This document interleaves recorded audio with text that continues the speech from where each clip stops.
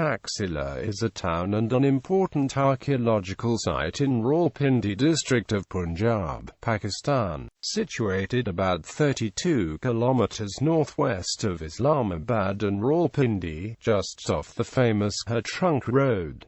The town lies 549 meters above sea level. It is the headquarters of the Taxila Tehsil in Rawalpindi district. Ancient Taxila was situated at the pivotal junction of South Asia and Central Asia. Some of the earliest ruins in this area date to the time of the Achaemenid Empire in the 6th century BCE. Owing to its strategic location, Taxila has changed hands many times over the centuries, with many empires vying for its control. When the great ancient trade routes connecting these regions ceased to be important, the city sank into insignificance and was finally destroyed by the nomadic Hunners in the 5th century. The renowned archaeologist Sir Alexander Cunningham rediscovered the ruins of Taxila in the mid-19th century. In 1980, Taxila was declared a UNESCO World Heritage Site. In 2006 it was ranked as the top tourist destination in Pakistan by The Guardian newspaper. By some accounts, Taxila was considered to be one of the earliest universities in the world. Others do not consider it a university in the modern sense, in that the teachers living there may not have had official membership of particular colleges, and there did not seem to have existed purpose-built lecture halls and residential quarters in Taxila, in contrast to the later Nalanda University in eastern India. In a 2010 report, Global Heritage Fund identified Taxila as one of 12 worldwide sites most on the verge of irreparable loss and damage, citing insufficient management, development pressure, looting, and war and conflict as primary threats.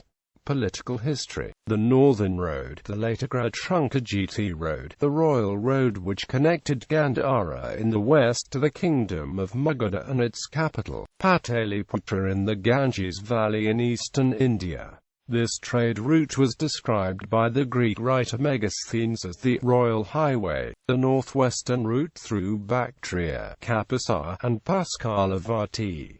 This route connected Taxila with the Western Asia, the Indus route from Kashmir and Central Asia via Srinagar, Mansehra, and the Haripur Valley across the Kunjarab Pass to the Silk Road in the north to the Indian Ocean in the south. The Kunjarab passes between Kashmir and Xinjiang, the current Karakoram Highway, and was traversed in antiquity. There are carbon dates c. 2550–2288 BCE for the earliest settlement at Taxila, with ties to the nearby Saraikola, an earlier site. Also, some early Indus period culture and relics.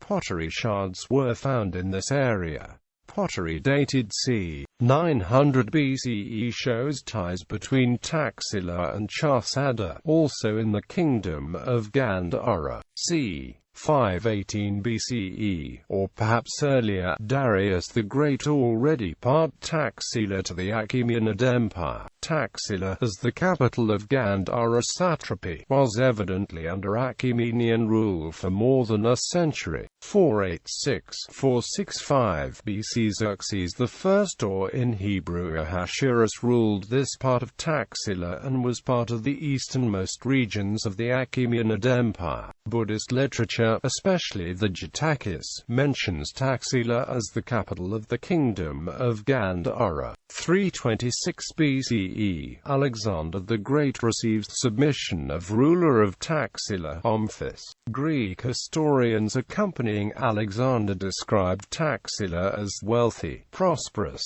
and well-governed.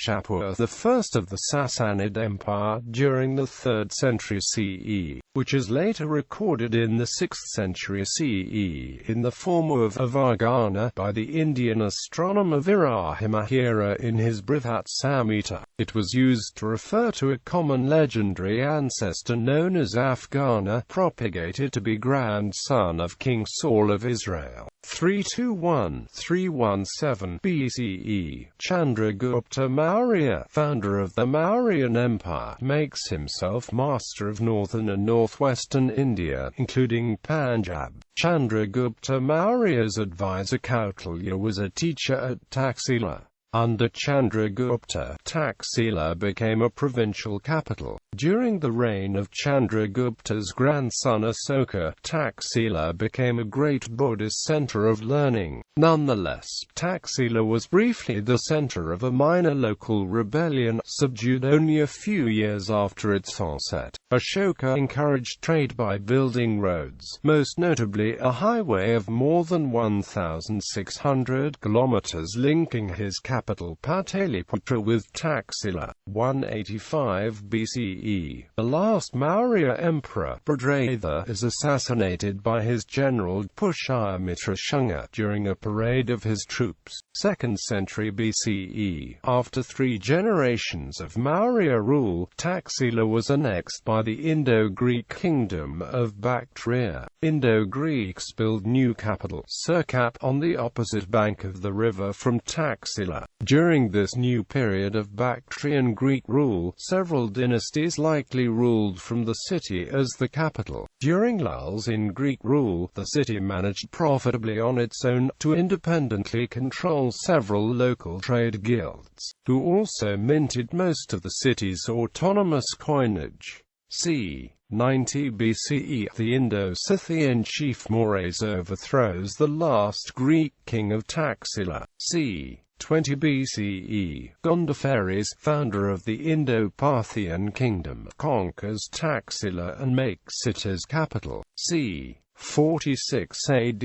according to early Christian legend, Thomas the Apostle visits King Gondophares IV. Neo-Pythagorean sage Apollonius of Tyana visits Taxila. His biographer described Taxila as a fortified city that was laid out on a symmetrical plan and compared it in size to Nineveh. 76. The dative and inscription found at Taxila of Great King, King of Kings, Son of God, the Kushana. Taxila was taken from the Parthians by the Kushans under Kujala Cadphises. The great Kushan ruler Kanishka later founded Sursuk, the third city on the site. 4th century CE. The Sasanian king Shapur II seems to have conquered Taxila, as evidenced by the numerous Sasanian copper coins found there. c. 460–470 CE. The Hephthalites sweep over Gandhara and Punjab and cause wholesale destruction of the Buddhist monasteries and stupas at Taxila, which never again recovers. 1863–64 and 1872–73 excavations begun by Alexander Cunningham identified a local site known as Sarikala with ancient Taxila. Prior to that, the location of the ancient city of Taxila, known from literary texts, was uncertain. Ancient center of learning. Taxila became a noted center of learning at least several centuries BCE, and continued to attract students from around the Old World until the destruction of the city in the 5th century. At its height, it has been suggested that Taxila exerted a sort of intellectual suzerainty over other centers of learning in India, and its primary concern was not with elementary, but higher education.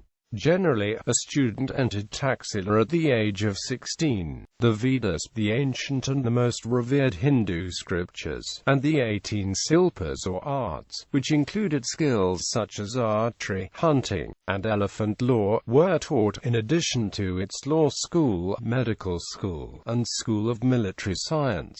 Students came to Taxila from far-off places such as Kashi, Kosala and Magadha, in spite of the long and arduous journey they had to undergo. On account of the excellence of the learned teachers there, all recognized as authorities on the respective subjects. Notable students and teachers. Taxila had great influence on the Hindu culture and the Sanskrit language. It is perhaps best known because of its association with Chanakya, also known as Kautilya, the strategist who guided Chandragupta Maurya and assisted in the founding of the Mauryan Empire. The Arthashastra of Chanakya is said to have been composed in Taxila itself. The Ayurvedic healer Karika also studied at Taxila. He also started teaching at Taxila in the later period. The ancient grammarian Panini, who codified the rules that would define classical Sanskrit, has also been part of the community at Taxila. The institution is significant in Buddhist tradition since it is believed that the Mahayana branch of Buddhism took shape there. Jivaka, the court physician of the Magadha Emperor Bimbisara, who once cured the Buddha, and the enlightened ruler of Kosala, Prasenajit, are some important personalities mentioned in Pali texts who studied at Taxila. Nature of education. By some accounts, Taxila was considered to be amongst the earliest universities in the world. Others do not consider it a university in the modern sense, in that the teachers living there may not have had official membership of particular colleges, and there did not seem to have existed purpose-built lecture halls and residential quarters in Taxila, in contrast to the later Nalanda University. No external authorities like kings or local leaders subjected the scholastic activities at Taxila to the control. Each teacher formed his own institution, enjoying complete autonomy in work, teaching as many students as he liked and teaching subjects he liked without conforming to any centralized syllabus. Study terminated when the teacher was satisfied with the student's level of achievement. In general, specialization in a subject took around 8 years, though this could be lengthened or shortened in accordance with the intellectual abilities and dedication of the student in question. In most cases, the schools were located within the teacher's private houses, and at times students were advised to quit the studies if they were unable to fit into the social, intellectual and moral atmosphere there. Knowledge was considered too sacred to be bartered for money, and hence any stipulation that fees ought to be paid was vigorously condemned. Financial support came from the society at large, as well as from rich merchants and wealthy parents, though the number of students studying under a single guru sometimes numbered in the hundreds. Teachers did not deny education even if the student was poor. Free boarding and lodging was provided, and students had to do manual work in the household. Paying students like princes were taught during the day, non-paying ones at night. Guru Dakshina was usually expected at the completion of a student's studies, but it was essentially a mere token of respect and gratitude, many times being nothing more than a turban, a pair of sandals, or an umbrella. In cases of poor students being unable to afford even that, they could approach the king, who would then step in and provide something. Not providing a poor student a means to supply his gurus dakshina was considered the greatest slur on a king's reputation. Examinations were treated as superfluous, and not considered part of the requirements to complete one's studies. The process of teaching was critical and thorough. Unless one unit was mastered completely, the student was not allowed to proceed to the next. No convocations were held upon completion, and no written degrees were awarded, since it was believed that knowledge was its own reward. Using knowledge for earning a living or for any selfish end was considered sacrilegious. Students arriving at Taxila usually had completed the primary education at home, and the secondary education in the ashrams, and therefore came to Taxila chiefly to reach the ends of knowledge in specific disciplines. Ruins. The British archaeologist Sir John Marshall conducted excavations over a period of 20 years in Taxila, Saraikala. This is an archaeological site 3 kilometers southwest of Taxila that has the earliest occupation, and preserves Neolithic remains going back to 3360 BC. It also has early Harappan remains of 2900–2600 BC.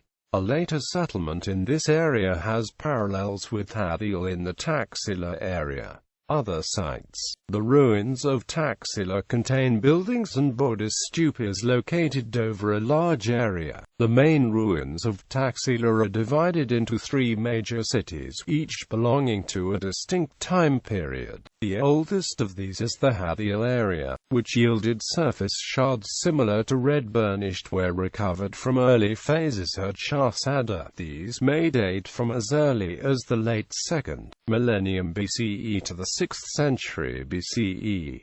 Bhir Mound dates from the 6th century BCE and has northern black polished ware. The second city of Taxila is located at Sirkap and was built by Greco-Bactrian kings in the 2nd century BCE. The third and last city of Taxila is at Sursuk and relates to the Kushan rulers. In addition to the ruins of the city, a number of Buddhist monasteries and stupas also belong to the Taxila area. Some of the important ruins of this category include the ruins of the stupa at Dharmarajika, the monastery at Jalian, the monastery at Moromuradu, in addition to a number of stupas. Culture. Modern Taxila is a mix of wealthy urban and rustic rural environs. Urban residential areas are in the form of small, neat and clean colonies populated by the workers of heavy mechanical complex and heavy industries. Educational institutes and hospitals that are located in the area. The city has many educational institutes including CIIT Campus, High-Tech University and the University of Engineering and Technology Taxila. In addition to the ruins of ancient Taxila, relics of Mughal gardens and vestiges of historical Grand Trunk Road, which was built by the Mauryan Empire, are also found in Taxila region. Nicholson's Obelisk, a monument of British colonial era situated at the Grand Trunk Road, welcomes the travellers coming from Rawalpindi, Islamabad into Taxila. The monument was built by the British to pay tribute to Brigadier John Nicholson, an officer of the British Army who died in India during the Indian Rebellion of 1857. Taxila Museum, dedicated mainly to the remains of ancient Taxila, is also situated in the city. Industry. The industries include heavy machine factories and industrial complex. Pakistan Ordnance factories at Wakant and the cement factory. Heavy industries Taxila and heavy mechanical complexes are also based here. Small cottage and household industries include stoneware, pottery and footwear.